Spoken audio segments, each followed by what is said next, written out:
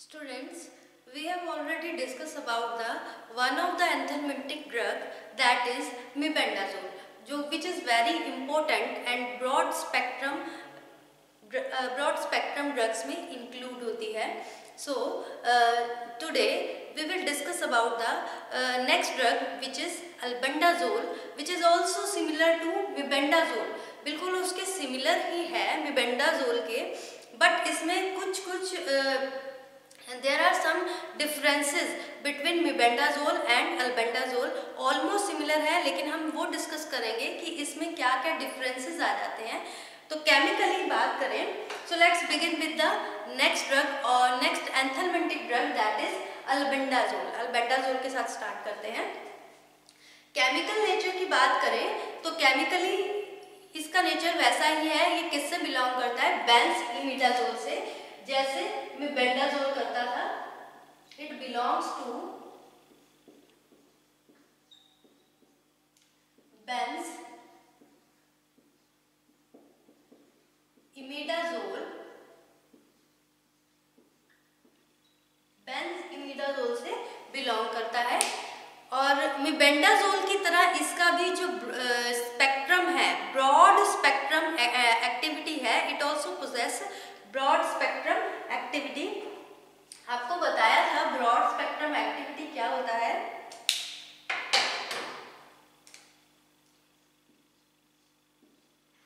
Broad spectrum anthelmintic activity. Broad spectrum means जो micro, दोबारा repeat कर देती हूँ, बहुत सारे माइक्रो ऑर्गेनिज्म होती हैं, मैक्रो ऑर्गेनिज्म होते हैं which are responsible for the infection. अब कोई पर्टिकुलर ड्रग, एक ही ड्रग हर तरह के, हर टाइप के इन्फेक्शन को ट्रीटमेंट में यूज हो रहा है, that is known as broad spectrum activity. भी हर तरह, इसका स्पेक्ट्रम बहुत ब्रॉड है. और इसमें जो इसका एडवांटेज है, अब mebendazole और albendazole बोथ आर सिमिलर. दोनों ही केमिकली बेंजोइडाजोल है, दोनों का ही ब्रॉड स्पेक्ट्रम है, दोनों ही फर्स्ट लाइन ऑफ ड्रग है, फर्स्ट चॉइस ऑफ ड्रग है. तो इसमें कुछ ना कुछ तो डिफरेंस होगा. तो इसका albendazole का एक mebendazole पे एडवांटेज है कि इसमें mebendazole की तरह इसको बार बार रिपीट नहीं करना पड़ता. इसको सिंगल डोज एडमिनिस्ट्रेशन ही सफिशिएंट होती है for the treatment of many infection. तो इसका जो एडवांटेज है, main advantage of albendazole over the mebendazole,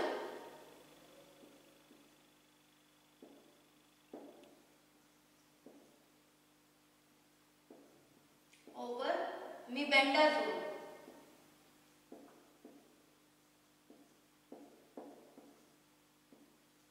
Single dose administration for the treatment of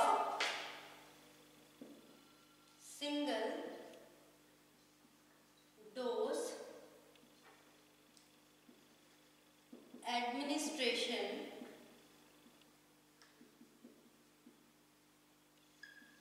for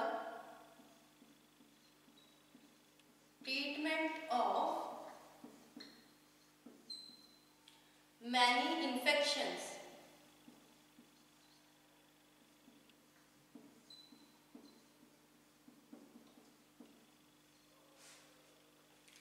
तो ये इसका एडवांटेज हो गया कि क्योंकि mebendazole में क्या होता है, उसको रिपीट करना पड़ता है mebendazole को.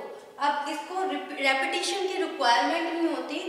जो albendazole होता है, इसमें सिंगल डोज ही सफिशिएंट होती है for the treatment of different types of infection. अगर हम डिस्कस करें अबाउट द टॉलरेबिलिटी, तो इसकी टॉलरेबिलिटी बहुत अच्छी होती है और साइड इफेक्ट्स बहुत ही कम होते हैं. क्योर रेट भी इसका बहुत अच्छा होता है. Tolerability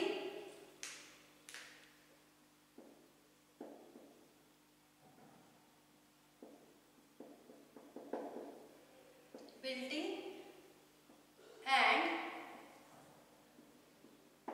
cure rate.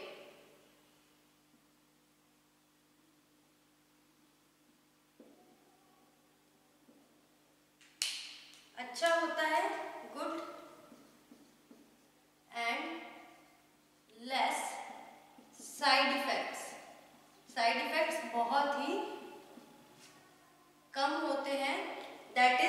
नेग्लिजिबल ना के बराबर होते हैं। अब ये देखो सिंगल डोज है, इसमें रिक्वायर्ड होती है फॉर द एडमिनिस्ट्रेशन, एक ही डोज से ये किस तरह के जो वर्म्स होते हैं उसके ट्रीटमेंट में यूजफुल होता है।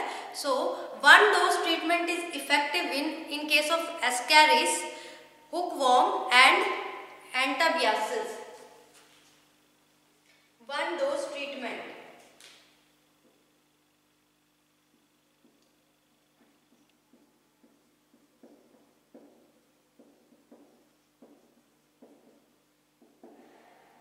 इफेक्टिव किस किस वर्म्स के ट्रीटमेंट में इफेक्टिव होता है? एस्कैरिस,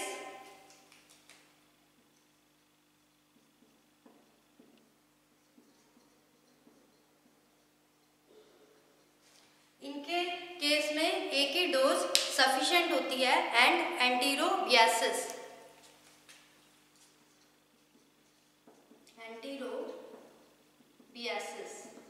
ये सारे वर्म्स होते हैं जो इन वर्म्स के कारण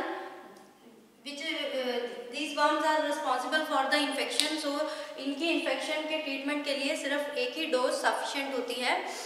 मेबेंडाजोल के केस में क्या होता है, जो भी इनके लिए इस तरह की इन्फेक्शन एस्कैरिस से हो रही है या फिर हुकवर्म से या एंटीरोबियासिस से हो रही है, ये जो इन्फेक्शंस होती हैं इन वर्म्स के कारण, तो मेबेंडाजोल के लिए 3 डेज ट्रीटमेंट रिक्वायर्ड होता है।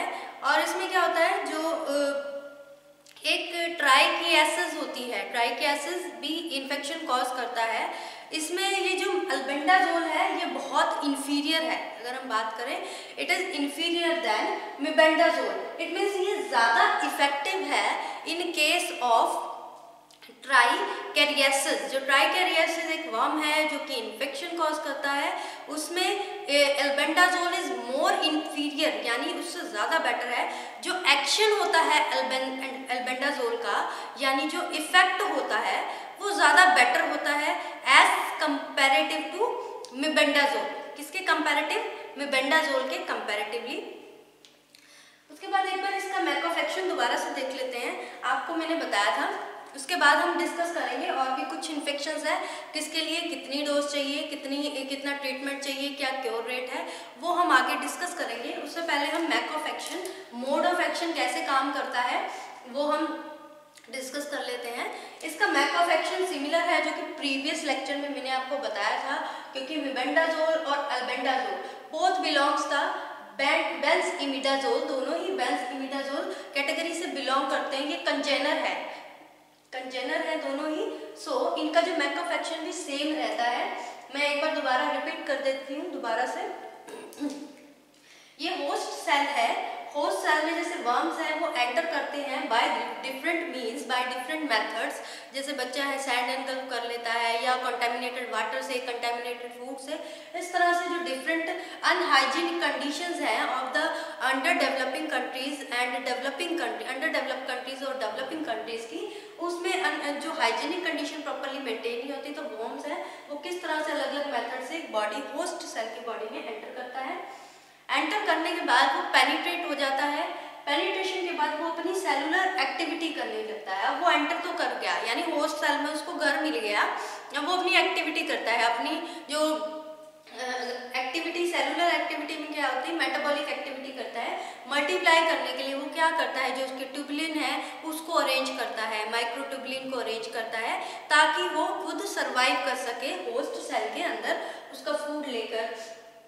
उसके बाद मल्टीप्लाइकेशन करता है, जो अपनी क्वांटिटी है वो बढ़ाने की कोशिश करता है, और that multiplication responsible for the growth and multiply. वो ग्रोथ करता है, जो भी पैरासाइट है या वर्म है वो आगे ग्रो करता है, और क्या करता है, मल्टीप्लाई करता है, अपना जो काउंट है वो बढ़ाता है। क्योंकि अंदर वो क्या करता है, अपना लार्वा देता है, और वो लार्वा एग्स बनते हैं, वो मैच्योर होते हैं, और उसमें जो काउंटिंग है वो बढ़ती जाती है इनकी इन द होस्ट सेल। वहां से वो क्या करता है, माइग्रेट करता है, अपनी जगह से माइग्रेट करने के बाद वो टिश्यूज में चला जाता है, एंटर कर देता है। अब बेंजइमिडाज़ोल कैटेगरी के मेबेंडाज़ोल एंड अल्बेंडाज़ोल का क्या काम होता है, वो बीटा ट्यूबुलिन होता है जो पैरासाइट का उसके साथ बाइंड कर जाता है। अब उसका बीटा ट्यूबुलिन किसकी तरह, मैंने आपको लास्ट प्रीवियस लेक्चर में डिस्कस किया था कि जो बीटा ट्यूबुलिन है वो आपको इमेजिन कर लो एक ब्रिक की तरह है। वो ब्रिक्स इधर अल्फा ट्यूबुलिन्स की जो है वो ब्रिक्स बन रही है, यानी पॉलीमराइज होके अपनी तरह से और यूनिट्स बना रहे हैं, बीटा ट्यूबुलिन भी बना रहे हैं जो कि मिलकर एक माइक्रो ट्यूब्यूल्स बनाएंगे। और वो माइक्रो ट्यूब्यूल किसके लिए रिस्पॉन्सिबल होता है, वो जो साइटोस्केलेटन है उसको मेंटेन करने के लिए, यानी सेल के स्ट्रक्चर को मेंटेन करने के लिए, उसको रिजिडिटी प्रोवाइड करने के लिए सेल के लिए बहुत ज़्यादा इंपॉर्टेंट होता है। तो ये क्या करता है, उनके ट्यूबुलिन के साथ बाइंड कर रहे हैं, ट्यूबुलिन के साथ बाइंड करने के बाद उन्होंने उसकी जो माइक्रो ट्यूब्यूल्स है उसकी सिंथेसिस ही बंद हो जाएगी। आपको पता है वो ट्यूबुलिन के साथ बाइंड कर गया तो वो पॉलीमराइजेशन नहीं होने देगा, पॉलीमराइजेशन नहीं होगा तो माइक्रो ट्यूब्यूल्स नहीं बनेंगे, माइक्रो ट्यूब्यूल्स नहीं बनेंगे तो सेल का स्ट्रक्चर मेंटेन नहीं रहेगा, सेल मेंटेन नहीं रहेगा तो सेल, आपको पता है cell is the basic unit of life, basic unit of life ही नहीं रहेगा तो वो कैसे सरवाइव करेगा।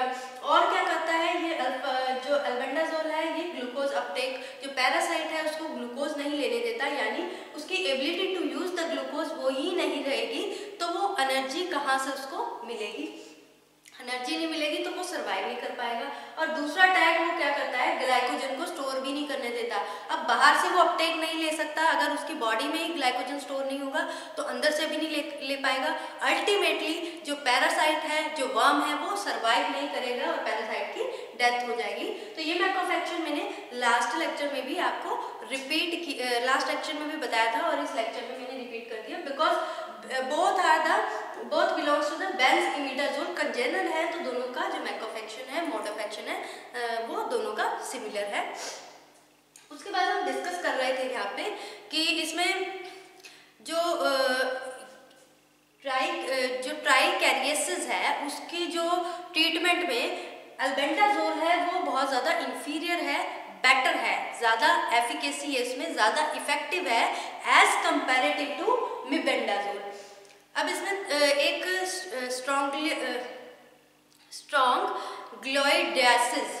ग्लोइडियासिस एक जो वर्म होता है उसके ट्रीटमेंट में इसको 3 दिन रिक्वायर्ड होते हैं, क्योंकि इसमें 50% उसका क्योर रेट रहता है। और उस केस में अगर हम प्रैक्टिकली देखा जाए डाटा के अकॉर्डिंग कि इसको रिपीट करना पड़ता है आफ्टर 3 वीक्स। हर पेशेंट को अगर उसको पूरा क्योर करना है तो उसको 3 वीक के बाद रिपीट करना पड़ता है। तो ये एक तरह से इसका ड्रॉबैक हो गया कि अलग अलग इन्फेक्शन में, क्योंकि देखो अब इसमें जो इन्फेक्शन भी अलग अलग तरह से हो रही है, कोई एस्केरिस के कारण हो रही है, कोई हुकवर्म, क्योंकि मैंने आपको क्लासिफिकेशन में बताया था कि अलग अलग जो डिफरेंट टाइप्स के जो वर्म्स हैं they are responsible for different type of infection, अलग अलग तरह की इन्फेक्शन कॉज करते हैं।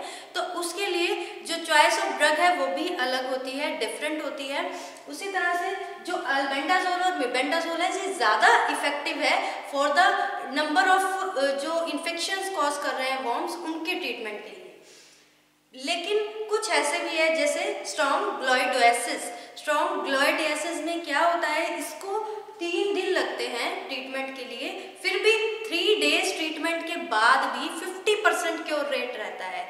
तो इसको रिपीट करना पड़ता है आफ्टर एवरी 3 वीक, 3 हफ्तों के बाद इसको, अगर पेशेंट को पूरी तरह से जो पैरासाइट है उससे फ्री होना है तो उसको 3 वीक के बाद इसको दोबारा पेशेंट को रिपीट करना पड़ता है। अगर बात करें इसमें टेप वर्म की और एच नाना इन्फेक्शन की, 3 डेज ट्रीटमेंट चाहिए उसमें भी, टेप वर्म उसमें भी जरूरी है। टेप वर्म के केस में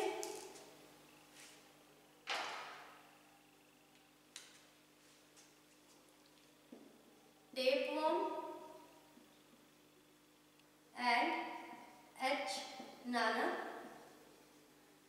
इसमें 3 डेज ट्रीटमेंट रिक्वायर्ड है, 3 डेज ट्रीटमेंट नेसेसरी है, जरूरी है। वैसे तो ये सिंगल डोज एडमिनिस्ट्रेशन कहा गया है आपको कि सिंगल डोज एडमिनिस्ट्रेशन है, but in case of ascaris, hookworm, enterobiasis, लेकिन टेप वॉर और एच नाना के केस में इसका 3 डेज ट्रीटमेंट चाहिए। और कुछ जैसे स्ट्रॉन्गलोइडियासिस, इसमें 3 डेज ट्रीटमेंट चाहिए, जिसमें इसका जो क्योर रेट होता है दैट इज अबाउट 50%। सो इसका रेपिटेशन होता है, वैसे तो ये रिपीट नहीं होती, ये इसका एडवांटेज है। तो ये कुछ जो वर्म्स होते हैं उनके केस में इसको रिपीट भी किया जाता है। जो एल्बेंडाजोल है वो क्या है, एक तरह का इसका ड्रॉबैक ये भी है, माइक्रोफ्लैरिसाइडल, जो माइक्रोफ्लैरिसाइडल इफेक्ट है वो बहुत कम है, यानी फ्लैरियासिस में ये कम इफेक्टिव है, ये इफेक्टिव नहीं होता, क्योंकि जब इसको इंट्रोड्यूस किया जाता है बॉडी में, अलग अलग कंडीशन में इसको इंट्रोड्यूस किया जाता है, तो इसमें क्या होता है, लार्वा का माइग्रेन हो जाता है, जो क्या करता है, तो उस कंडीशन में क्या कहा जाता है, इसमें इस अल्बेंडाजोल के साथ किस तरह की मील्स ली जानी चाहिए, दैट इज फैटी फूड। अलग अलग कंडीशन में अलग अलग तरह का फूड प्रेफर किया जाता है। जैसे लार्वा माइग्रेन की कंडीशन में इसको फैटी फूड के साथ लिया जाना चाहिए, और इन केस ऑफ इंटेस्टिनल इन्फेक्शन में इसमें एंटी स्टमक भी इंक्लूड किया जाना चाहिए। तो ये बहुत इंपॉर्टेंट पॉइंट थे इसके। अगर हम डिस्कस करें about the pharmacokinetic,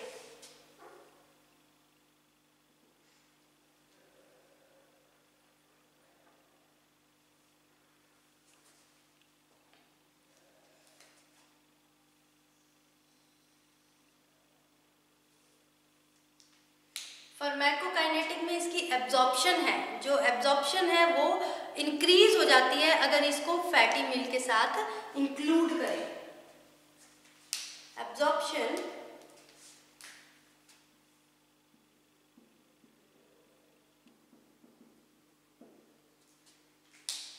increase with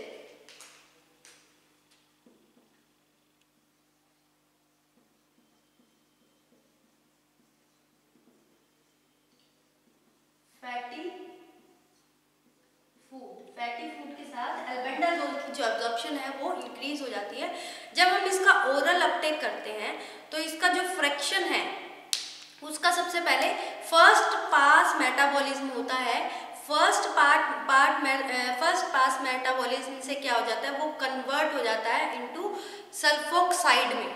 अब वो सल्फोक्साइड क्या है, एक तरह का मेटाबोलाइट है which is important anthelmintic action perform करता है। जब इसमें क्या करता है, इसकी एब्जॉर्प्शन इंक्रीज होती है with the fatty food. Oral Uptake के बाद इसकी जो फ्रैक्शन है वो क्या करेगी, ओरल अपटेक है, after oral Uptake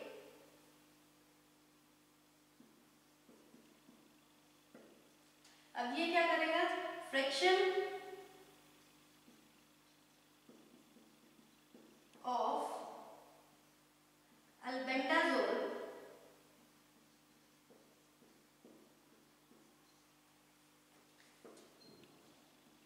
first pass metabolism करेगा, मेटाबॉलिक एक्टिविटी करेगा, देन इसमें कन्वर्ट हो जाएगा, converted into sulphoxide.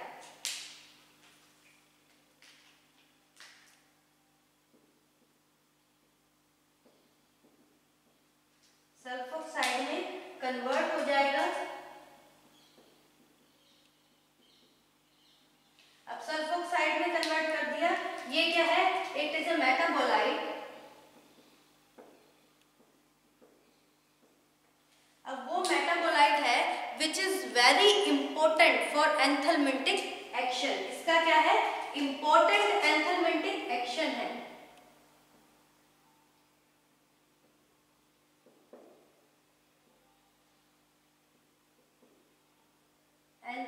Anthelmintic effect और एक्शन, ये एंथलमेंटिक इफेक्ट शो करता है और एक्शन शो करता है। If we discuss about the side effects of the albendazole, अगर हम इसके एल्बेंडाजोल के साइड इफेक्ट की बात करें तो ये बहुत ही अच्छी टॉलरेटेड है, वेल टॉलरेटेड है, ना के बराबर इसके साइड इफेक्ट हैं। ओरली जैसे इसको अगर हमने ओरली एडमिनिस्टर किया तो कुछ जीआईटी इफेक्ट शो करता है, जैसे डायरिया हो गया, माइल्ड इफेक्ट्स होते हैं बहुत ही इसके, डायरिया हो गया, गैस्ट्रिक डिस्टर्बेंस होगी। हाँ, लेकिन अगर इसको लॉन्ग टर्म यूज़ करें, लंबे समय से आप इसको यूज़ करते जा रहे हैं, तब कुछ साइड इफ़ेक्ट्स इस तरह के हो सकते हैं, जैसे हेडेक हो गया, फीवर हो गया, जॉन्डिस हो गया, इस तरह के इफेक्ट शो करता है ऑन लॉन्ग टर्म यूज, जब इसको लंबे समय तक हम इसको बार बार यूज करते रहें। If we discuss about the, अगर हम डिस्कस करें इसके जो यूजेस हैं, तो ये बहुत सारी इन्फेक्शन, जैसे मैंने आपको इसमें बताया, एस्केरिस के ट्रीटमेंट में यूज हुआ होता है, हुकवर्म के ट्रीटमेंट में यूज होता है, फॉर द इन्फेक्शन जो एंटीरोबियासिस है इसकी इन्फेक्शन की ट्रीटमेंट में। अब इसमें क्या है, सिंगल डोज, सिंगल इफेक्ट है, तो इसकी डोज कितनी रहती है, 400 mg। ऑब्वियसली डोज इसकी ज़्यादा होती है, ताकि एक ही डोज में ये क्या होता है, जो वर्म्स है उसको एक्सपेल आउट कर दे या फिर उसको किल कर दे, बॉडी से रिमूव कर दे, बॉडी से निकाल दे। तो इस सिंगल डोज में इसका कितना, जो एस्केरिस के ट्रीटमेंट में, वर्म के ट्रीटमेंट में, एंटीरोबियासिस के ट्रीटमेंट में सिंगल डोज चाहिए तो उसकी 400 mg है। लेकिन इसमें जो टेप वर्म है और एच नैना में 3 days ट्रीटमेंट है, इसके लिए भी यूज़ की जाती है, तो उसके अकॉर्डिंग ही इनकी डोज रहती है और इसका ड्यूरेशन रहता है। जैसे इसका 3 दिन का कोर्स है, ये 1 डोज चाहिए, 1 ही दिन का कोर्स है, तो अलग अलग तरह की डिपेंड करता है किस टाइप का वर्म है और किस तरह की इन्फेक्शन कॉज करता है। So this is about the albendazole, ये हमने पढ़ा है अल्बेंडाजोल के बारे में, which is similar to the mebendazole, mebendazole के बिल्कुल सिमिलर है। मैं एक बार इसको रिपीट कर देती हूँ कि इसमें कुछ ऑलमोस्ट सिमिलर है, कुछ डिफरेंसेस है। जैसे इसमें एडवांटेजेस ओवर द मिबेंडाजोल, कि मिबेंडाजोल का रिपीटेड यूज करना पड़ता है, अल्बेंडाजोल को रिपीटेड यूज नहीं, ये सिंगल डोज में भी इफेक्टिव होता है फॉर मैनी इन्फेक्शन। मैंने यहाँ पे लिखा मैनी इन्फेक्शन, ये नहीं कि ऑल टाइप ऑफ इन्फेक्शंस। तो यहाँ से आप ऐसे मत कहना कि अब यहाँ मैम आपने कहा था कि सिंगल डोज है और यहाँ पे आपने 3 दिन का ट्रीटमेंट बोल दिया। तो इसमें सिंगल डोज में ये है कि बहुत सारी, जैसे एस्केरिस, हुकवर्म, एंटीरोबियासिस में सिंगल डोज में ये इफेक्टिव होता है। टॉलरेबिलिटी बहुत अच्छी होती है, क्योर रेट भी बहुत अच्छा होता है with less side effect, side effects बहुत ही कम होता है। मैकोफेक्शन दोनों का सिमिलर है, मिबेंडाजोल एंड अल्बेंडाजोल दोनों का ही मैकोफेक्शन बिल्कुल सिमिलर है, क्योंकि इसमें क्या होता है, दोनों ही एक ही कैटेगरी के बिलोंग करते हैं, बिलोंग्स टू द बेंज इमिडाजोल। ये मैंने मैकोफेक्शन आपका 2 बार करवा दिया है, प्रीवियस लेक्चर में भी करवाया, मिबेंडाजोल के टाइम और अल्बेंडाजोल के टाइम भी करवाया। उसके बाद हमने डिस्कस किया कि इसमें जो कुछ जैसे ट्राइकेसिस में ये ज़्यादा इंफीरियर होता है इन एज कंपैरेटिव टू मिबेंडाजोल के कंपैरेटिवली, क्योंकि इसका जो एक्शन है, इफेक्ट है, वो ज़्यादा अच्छा होता है मिबेंडाजोल के कंपैरेटिवली। लेकिन स्ट्रॉन्ग ग्लोएडियासिस के केस में ये क्या करता है, 3 दिन का ट्रीटमेंट चाहिए, उसके बाद भी 50% ही क्योर रेट देता है। ये एक तरह का इसका ड्रॉबैक समझ लो। डाटा के अकॉर्डिंग ये क्या होता है, इसको रिपीट करना पड़ता है हर 3 हफ्ते के बाद, क्योंकि इसका जो क्योर रेट है वो क्या होता है, 50% होता है। तो प्रैक्टिकली पेशेंट को अगर पूरा क्योर होना है, सारा जो वर्म्स है उससे पूरा प्रैक्टिकली रिमूव करना है पेशेंट को अपने बॉडी से, तो 3 वीक के बाद उसको दोबारा से ये रिपीट करना पड़ेगा।